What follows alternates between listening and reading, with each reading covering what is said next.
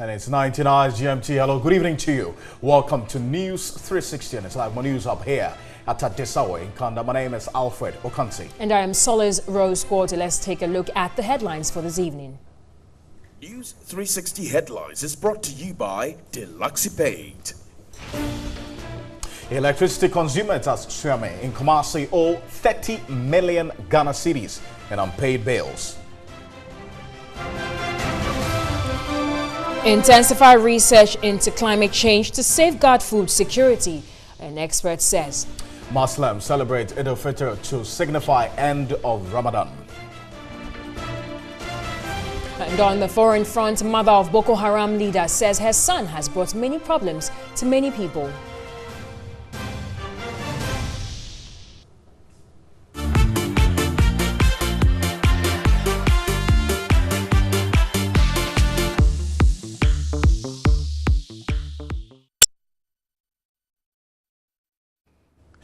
Well, let's bring you the welcome moment. Yeah, Thierry is here. And guys, I know really, that you are raring to hear what's happened in Russia. Three games, well, not exactly the third game gone down, but two games gone down, and that involved two African countries, Egypt and Morocco, and you will not believe it.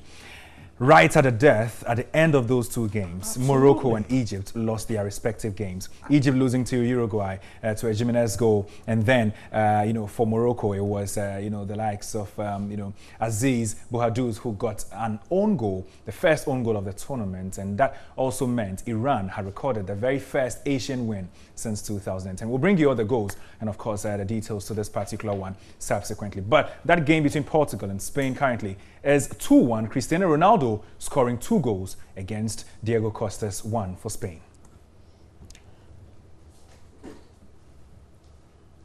Thank you very much, Thierry, for that World Cup updates. Let's do our main stories now. And 4 unidentified robbers in masks have made away with 2 motorbikes belonging to relatives of patients who were admitted at the Salaga Hospital in the northern region of Ghana. The incident took place in the early hours of Friday, June 15, after an attack on the security man on duty. A security man, Mohammed Saidu, who was at post when the incident happened, said he saw some people trying to take the motorbikes and when he went to confront them, he was hit hard on the face. The security man, who was found lying unconscious about 30 meters from his post tied with ropes and a rag in his mouth, is currently receiving treatment at the emergency ward of the hospital. Meanwhile, relatives said the security man took 5 cedis each from them instead of the normal 50 pesos, with the promise to take care of the motorbikes and so will have to pay for them. The case has since been reported to the Salaga police for investigation. Now, the absence of a national health insurance cover for the Holy Cross Clinic and Maternity at Samboli in the Saboba district of the northern region is hampering health care delivery in the area. The center, which is set up to provide free medical services to the rural poor, was taking off the health insurance scheme, leaving managers to struggle daily to meet their mandate. The Holy Cross Clinic and Maternity was established at Samboli by the Jesus Mary Joseph, a Roman Catholic Church Society, about 5 years ago to provide healthcare services to the rural poor.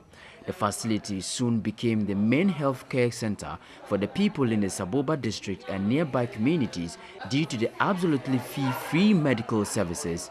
Pregnant women, especially from far and near, visit the facility for healthcare needs because they cannot afford to pay for the same services at other healthcare facilities. However, most of these women, we were told, rely on traditional and herbal treatment and only come to the facility when experiencing complications. Because of traditional beliefs, they try to do take some other medicines. Some come with the complications, the bleeding. But the biggest challenge is the withdrawal of the National Health Insurance Scheme from their facility. Management has to depend solely on the benevolence of donations in order to meet the growing healthcare demands. Here people are very poor. They can't afford. And we are also trying to manage whatever we have. And we can do better. Somebody is trying to help us to continue our work. The facility also provides primary health care services and make referrals using commercial motorbikes and motorized tricycles due to the absence of an ambulance. The health staff again risked their own lives crossing the Oti River without life jackets to undertake medical outreach programs in the communities. Major challenges like a community, like we go out, we have to cross the river, and we need for the staff protection, like we need a lot of things to run the clinic. To reach. So when they are going, they are reaching. If one or two are there in the clinic, they also make use of such things. It will be good for them and they'll be happy to go and give their service. The health workers want government intervention in order to sustain healthcare services to these deprived and hard-to-reach communities.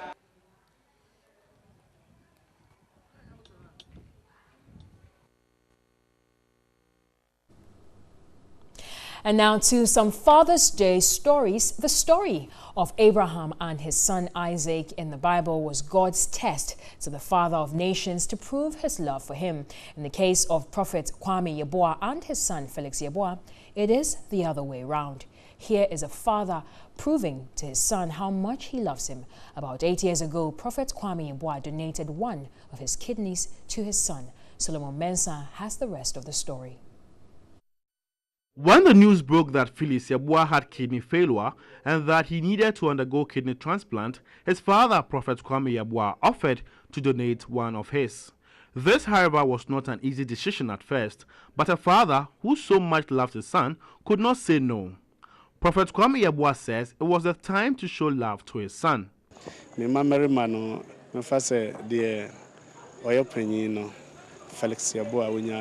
Felix Yeboah, the eldest of my children, had kidney failure. We traveled outside the country to seek treatment. I took it upon myself to handle the issue and sacrifice. Considering my age and that of my son, I donated one of my kidneys to him. Sacrifice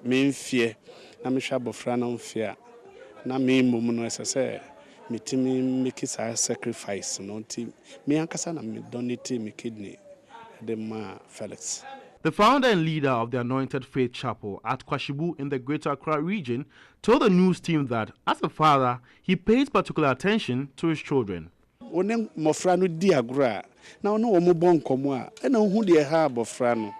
play with the children and come down to their level, as a father, then you could get them draw closer to you. A father must not see himself as highly placed above his children. For Felix Yeboah, his father is the best gift God has given him. He's astonished the amount of love Prophet Kwame Yeboah showed him when he was diagnosed with kidney failure. He stood bravely to donate one of his kidney to save my life.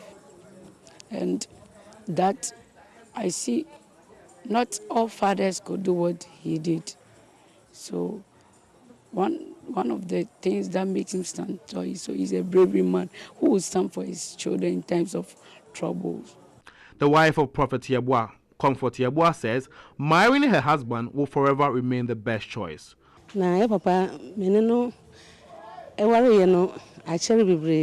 have been married for years now, and words cannot express my gratitude to my husband.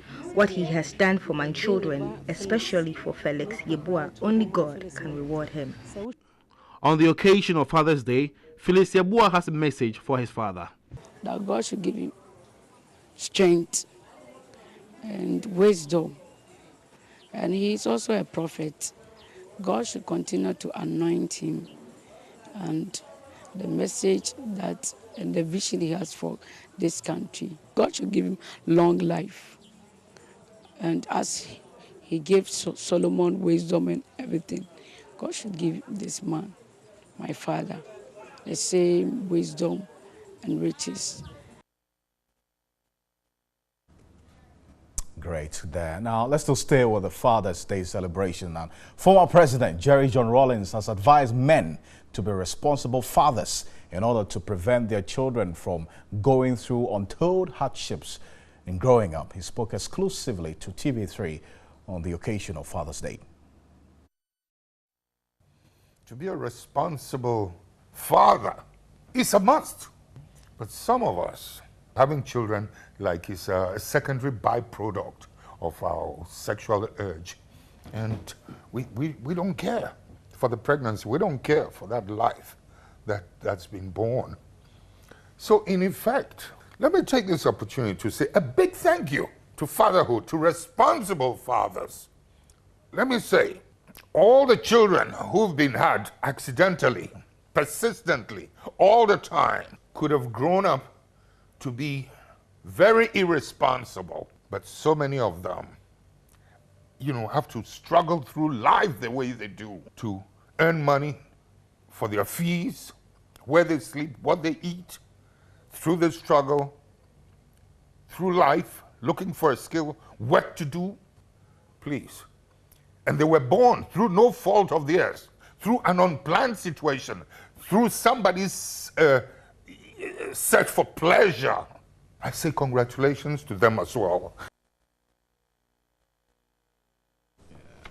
Well, Father's Day actually falls on Sunday. I believe it's the 17th of June. True. Yes. It's a good reason to celebrate fathers. As well. I mean, you guys made a lot of noise about the mothers, so it's good. It's important that you give the same regard to fathers as you do to mothers. We make you mothers. You don't become mothers on your own. Okay, that debate is for another day. Yes. But the full version of this particular story with ex-President John Rawlings will be rolled out on Captured by Women at 3 p.m. on Saturday, probably also on a new day on Monday.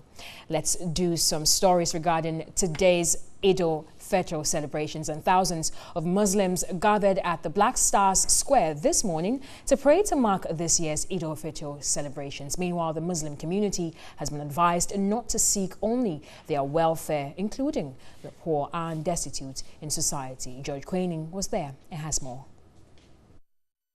Eid al-Fitr is celebrated to mark the end of Ramadan, which is the month-long fasting in the Islamic calendar. The usual ritual heralding this celebration is a 30-month fasting by Muslims. The Black Star Square once again played host to the Muslim fraternity, who were clad in bright, colorful apparels to pray and seek Allah's guidance and protection. With an assertion that Muslims are violent, Chief of Sheriffs Adamu Tijani Nagahia found that worrying and appealed to the youth to adhere to the teachings and words of Prophet Muhammad and remain chaste. It's very sad. In the first place, the meaning of Islam is peace. So we are meant for peace. But our youth, excuse me to say, it's lack of education. And sometimes too, I don't know, it's the upbringing in the society. But we're just talking to them, and it will be one day, it will be okay. But we are not that the way people meant to be. Exactly. But sometimes our activities and sometimes our behavior makes people to think that we are like that. The celebration, according to former musical president Alhaji Siddiq Buhari, should unite Muslims. When you are praying, pray not only for yourself, not only for your family, for the whole nation. We want the betterment of the nation. The betterment of the nation is the betterment for everybody. To be able to do the right thing and don't do a wrong thing.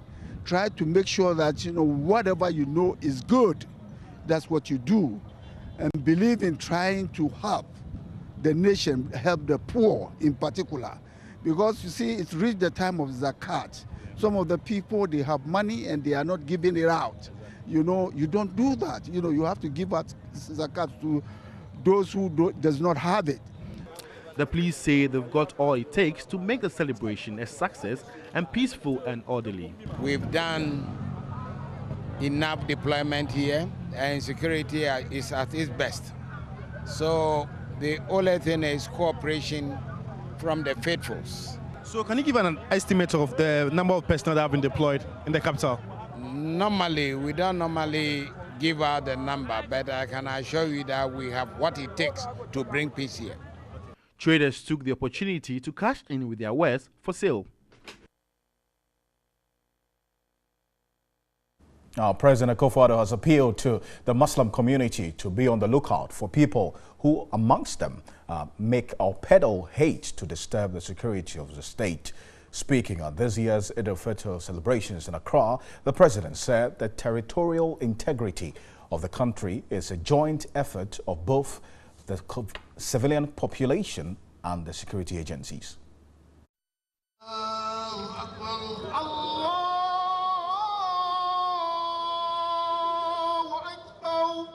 The National Chief Imam Sheikh Dr. Usman Nuhu Shaributu led the General Umar in prayer, after which he delivered a sermon.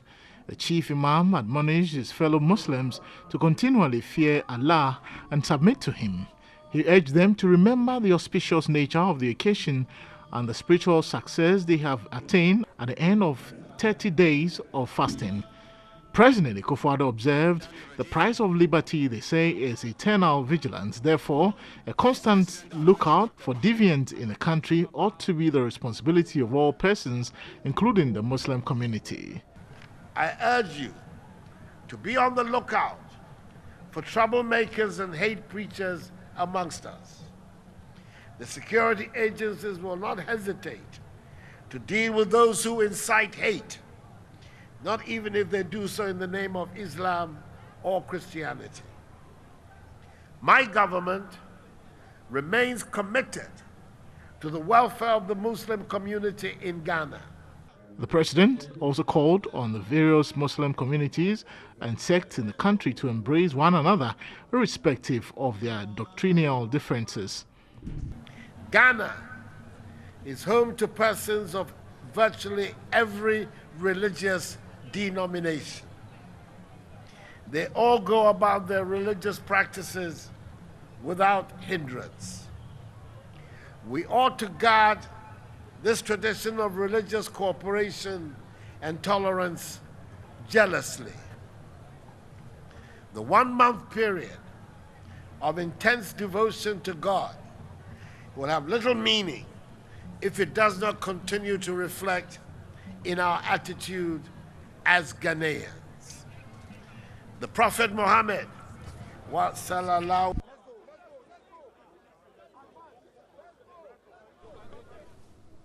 Now, spokesperson of the National Chief Imam, Sheikh Arumeyao Shaibu, has urged all Muslims to embrace the spirit of tolerance as the faithful across the world mark Eid al-Fitr. He said some Muslims over the years have exhibited a great deal of impatience with regards to how they handle issues in their communities. He spoke on New Day. The problem, because I can see so much of impatience among Muslims also. I can see. I'm making a confession. I can see so much of that impatience. Tolerance is a principle. That's my guide life because it's essential for world peace. Okay. Because of intolerance and impatience of man, we have seen wars in the world. We have seen how people have been subjected to the wickedness of man because of impatience. That's why we see women are being raped at the rage of anger. Hostility comes in, and we reduce women into tools of human torture, male domination.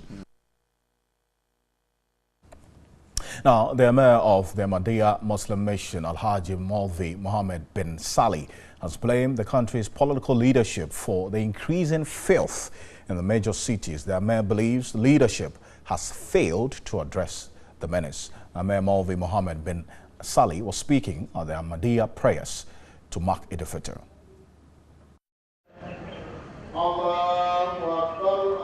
A very simple ceremony, a very regular practice. Prayer, a pillar of Islam observed 5 times daily, but on a day like this means a lot more. To some Muslims, missing this all-important prayer nullifies the 30 days of fasting observed during Ramadan. And Amir of the Ahmadiyya Muslim Missions emphasizes why it is so. If it only took the pangs of hunger for one to end paradise, disbelievers and die-hard hypocrites could have also easily attained paradise. Fasting stimulates man's spirituality, and that the Holy Prophet Muhammad ﷺ admonishes accordingly. Speaking about honesty and integrity, the Emir, Alhaj Maulvi bin Salih, touched on the revelations as exposed by Anas Arumeyao Anas's latest expose. The Emir was unhappy about how filth had engulfed the country.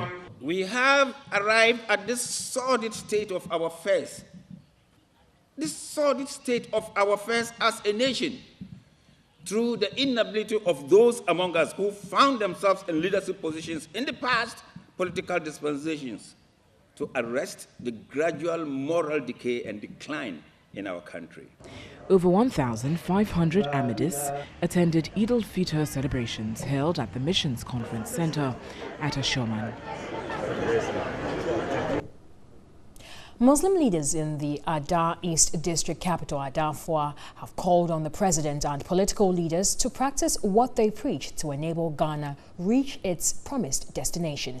Chief Imam for the area, Sheikh Dawood Soja, also urged the youth to eschew all negative tendencies, including acts of terrorism, in order to support the development agenda.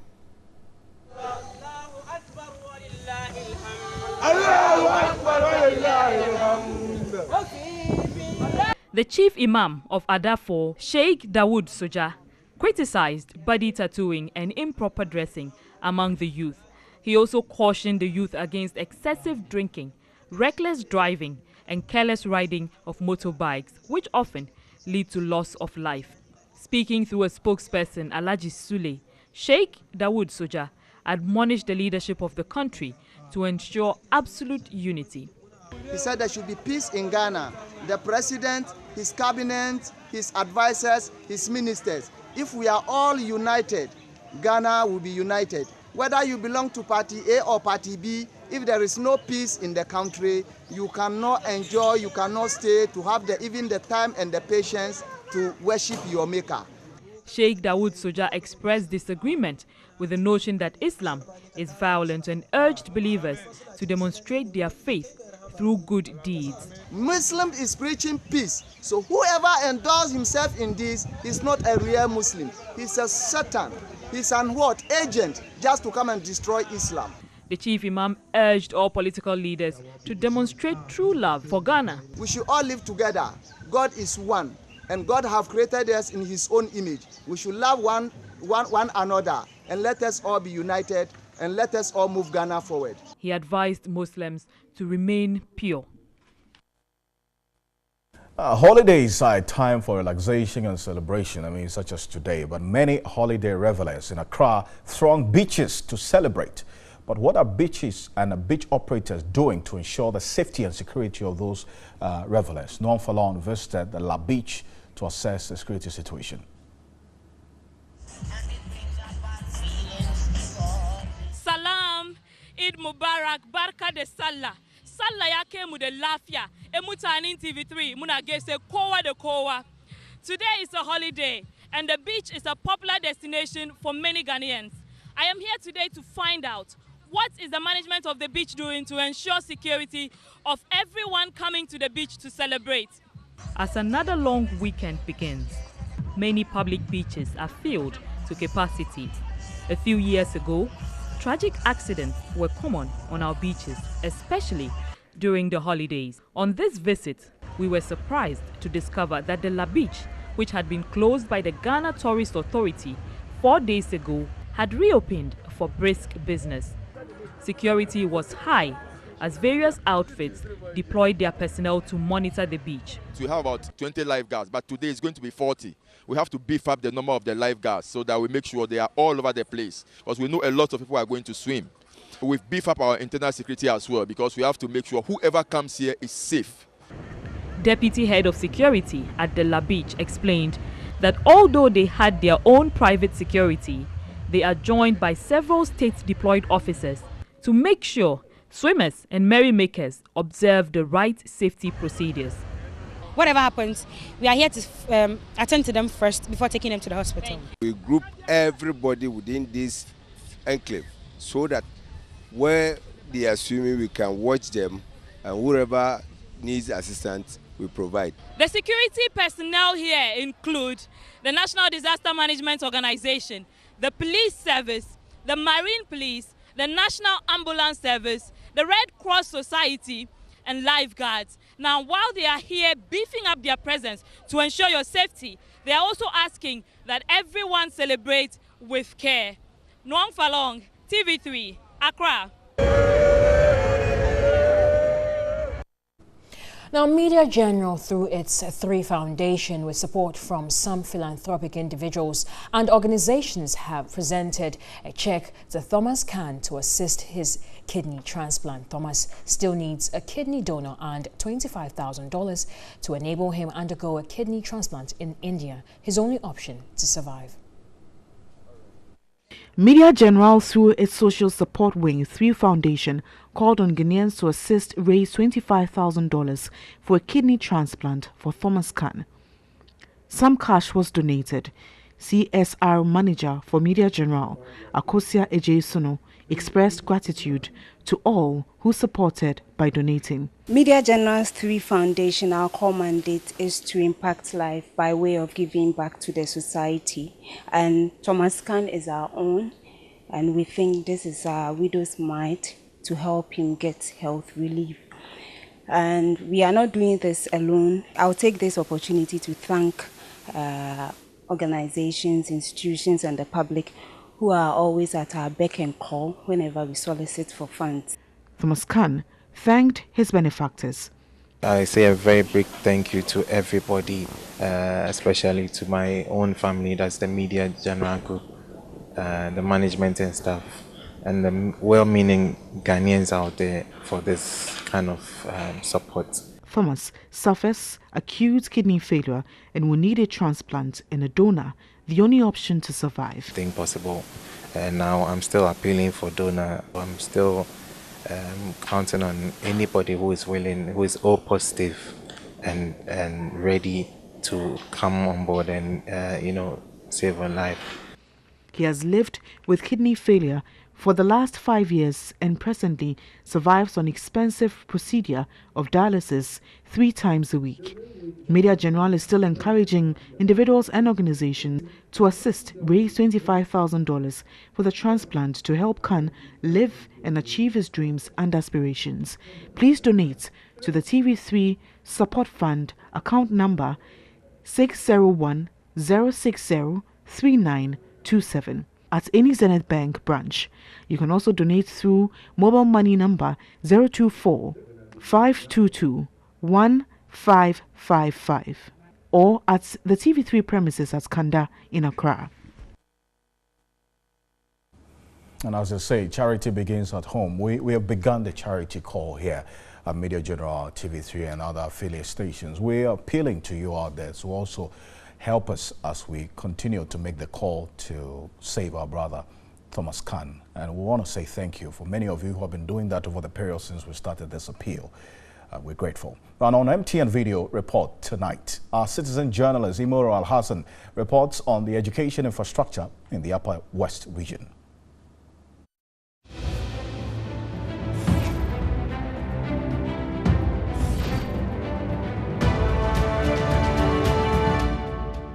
This is Wichao Islamic Basic School in West District of the Upper West region. On your screen now is a complete 6-unit classroom block in the school funded by Social Investment Fund to create an enable environment for effective teaching and learning.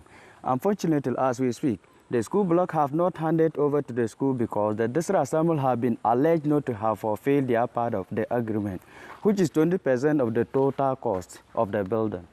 Meanwhile, pupils and teachers of the school have since been sitting on the trains and few deplorable structures with absolutely no furniture and other few logistics to receive tuition and also write their terminal exam. This is Imor Al-Hassan reporting from West District, Wichao.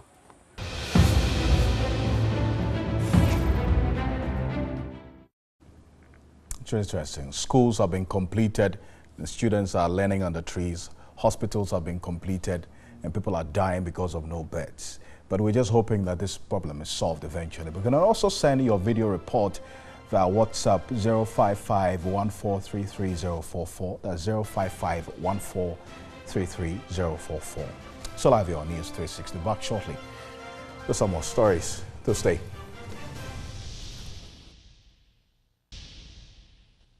Welcome back to NEWS360 and to the Ashanti region, where electricity consumers at the Swami Light Industrial Area in Kumasi owe 130 million Ghana cedis in unsettled bills to the Electricity Company of Ghana. The power company says it is going all out to retrieve the money. Here's a report by Benjamin Adu. Consumers of electricity in Kumasi owe the Ghana Electricity Company in excess of 130 million Ghana cedis. This has led to the arrest of 12 customers within the Swami enclave. The electricity company's task force say consumers owe 150,000 cedis for illegal electricity connection. The Church of God at Kwapra and the Holy Church of the Lord at Kronum are among facilities involved in the power theft. Others are residential and business enterprise owners. Ashanti Regional Public Relations Manager of the ECG, Erasmus Chere Beidu, said the offenders had illegally reconnected their power after a disconnection exercise. Some of our customers have made it a point that they won't pay, but they will use their power. And I've always said that this kind of impunity doesn't help anybody in this country. If you use the power, then you should be prepared to pay for it. He appealed to consumers to voluntarily pay their bills. If you use the power and don't want to pay for it, we will disconnect you. And if we disconnect you, you have no business coming over to scream and shout and all kinds of things. If you are not prepared to pay for the power, we will deny you the use of it. Experts fear the nation's food security will be threatened if research into climate change is not intensified. Speaking to TV3 Business, agri-scientist Dr. Gerald Foucault noted the recent shortage of maize can be attributed to the lack of proper research into climate patterns and its impact on food security. A market survey conducted by TV3 Business indicates that the prices of foodstuff have shot up between 25 and 150%, leading to maize shortage. This, experts predict, will continue for the next 4 months. The phenomenon of lack of data and the low level of research into agriculture and climate changes in the country is one which has become a challenge to both foreign and local investors. Scientists with West African Science Service Center on Climate Change and Adapted Land Use, WASCAL, Dr. Gerald Foucault, says until the research gap is bridged, this can affect the country's food security. In this respect, you need to get very good data to be able to understand how things are changing over time. And you need to also be able to research based on this data to know what's going to happen in the future based on what has happened in the past. And in this respect, I think Ghana has been lagging, and it's not only Ghana, a lot of countries in sub-Saharan Africa, because we have not invested a lot in the systems that will give us the data to understand how the climate is changing over time and how we can put in measures to ameliorate whatever effect that will come in the future. WASCA, in view of this, is expected to hold a stakeholders forum on the need to sensitize farmers and other industry players on good climatic practices on Tuesday. The event, dubbed the WASCA Science Symposium, will bring together experts in the field, both locally and from international platforms. We want to start the dialogue. We need to know what people are doing, what people are not doing, how we can proceed in improving climate and environmental services so that the ordinary man on the street with the proliferation of mobile phones will be able to get the right information to make decisions. So in a nutshell, WAS is about understanding what WASCA has been doing, what WASCA intends to do, and what we need to do together in the region. Prices of fruits, sorghum, millet, wheat and other commodities highly consumed by Muslims during Ramadan shot up due to a reduction in production levels, amongst others. A visit to the Malamata market in Accra revealed demand for these commodities increased, leading to the increase in prices. But traders expect prices to decrease after the fasting period. Ramadan is the 9th month on the Islamic calendar. It is a period that the faithful undertake a dawn-to-dusk fasting, which primarily entails abstinence from food, drink, marital intimacy, and any such prohibitions as instructed by Allah. In Ghana, fasting started May 17th and ended on the 13th of June. A trader at the Malamata market, Abdul Latif, explained, although Ghana is not predominantly Islamic, many Muslims across the country demand specific commodities for the period, leading to price fluctuations. How many Muslims do you have in this country? So by all means, things will change more. It by all means increase. We gathered it is more profitable to be a sorghum, wheat or date trader during the period as demand shoots up. When it comes to millet, the market rises during Ramadan than other ones, and millet and beans because of the cocoa sellers. Price is now high. During Ramadan, the prices go up. Other traders attributed the price increases to seasonal factors and increase in transportation costs, which they expect to reduce after the celebration of Eid al-Fitr. The Nabdam District Chief Executive Agnes Anamo has tasked residents of Nabdam District to embrace peace and unity, coexist irrespective of one's religious and political affiliations for development of the area. Agnes Anamo was speaking at the Eid al-Fitr Festival in Nangodi, the district capital. The Nabdam district joined millions of Muslims across the country to celebrate this year's Eid al-Fitr festival after a successful fasting in the month of Ramadan. Hundreds of Muslims in the district, including the district chief executive, Agnes Anamo, and officers from other departments, observed the Eid al-Fitr at the Nangodi Primary School Park to thank Allah for His mercies and blessings. The Nabdan district chief imam thanked the district assembly for supporting the Muslim community to fast and organize the Eid al-Fitr celebrations. He prayed for the peace and stability of the district and commended the MPP government for supporting Muslim communities across the country. The district chief executive for Nabdam, Agnes Anamo, admonished residents of the district to be law-abiding and help promote peace and unity for the total development of the area. The DCE presented assorted items on behalf of the district to the Muslim community as part of the celebrations. You're still watching News 360. We're live on DSTV channel 279. We'll be back with some sports news after this. Do stay.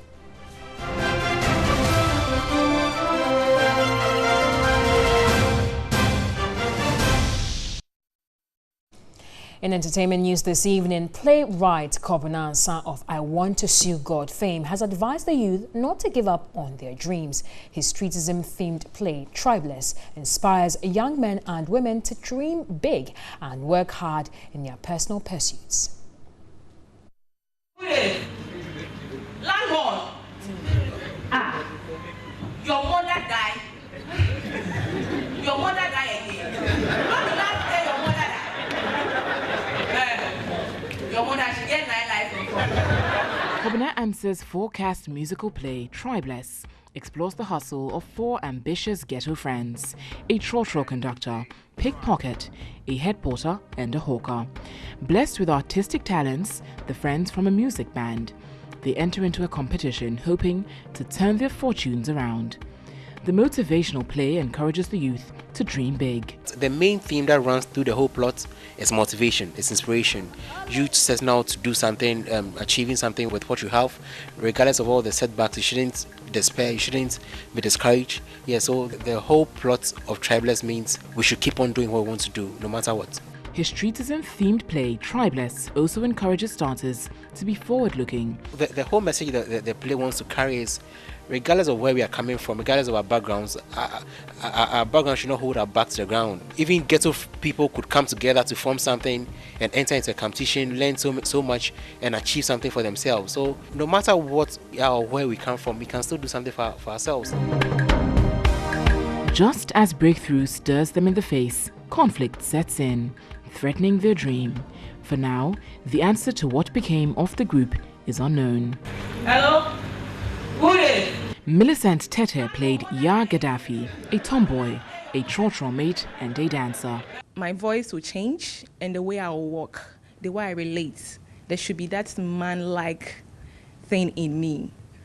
Charlie, so sorry as I would do, if you qualify. What be that? See, I really want Sean this thing, See, hear what the judge talk me. He say make her go find some football team and play. See, I swear if that woman day my body. The way I would take my brazier, do praise and worship for her face top. Catch the fun, the betrayal, the nervy moments and the suspense at the National Theatre on June 16. The big question, however, is what happened to their hard-fought struggle. Trailer is a whole package that would urge everyone out there to come see it. You'd not regret coming to National Theatre tomorrow, God willing, to come see Travelers. Landlord! Your mother died. Your mother died again.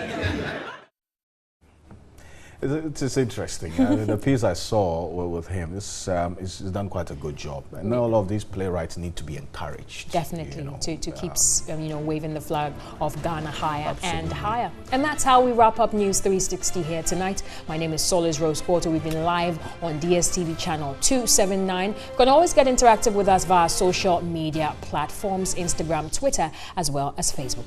On behalf of the rest of the team, we're grateful. My name is Alfred Okansi.